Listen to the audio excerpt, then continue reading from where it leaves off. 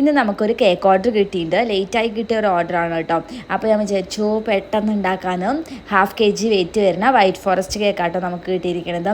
ഇതെൻ്റെ വീഡിയോസൊക്കെ കാണുന്ന ഒരു കുട്ടിക്ക് അല്ല, ഒരു ചേച്ചിക്ക് അല്ല, ഒരു അനീതിക്ക് വേണ്ടിയിട്ടാണ് കേട്ടോ.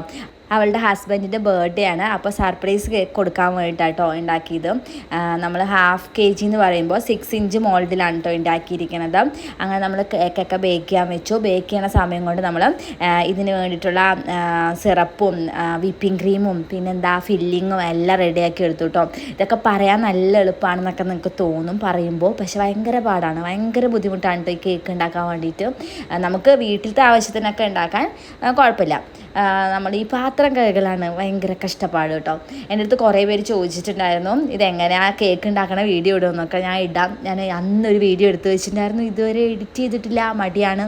അപ്പോൾ നമ്മൾ കേക്ക് ഡിസൈനൊക്കെ ഞാൻ അന്ന് തന്നെ ചെയ്ത് വെക്കാമെന്നൊക്കെ വിചാരിച്ചു. കാരണം ഇവിടുത്തെ കറണ്ടിനെ വിശ്വസിക്കാൻ പറ്റില്ല, എപ്പോൾ പോയിട്ട് എപ്പോൾ വരുന്നൊന്നും പറയാൻ പറ്റില്ല കേട്ടോ.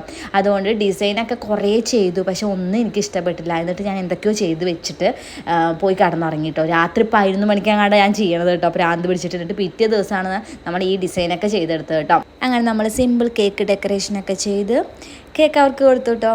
അപ്പോൾ ശരി, ടാറ്റ, ബൈ ബൈ.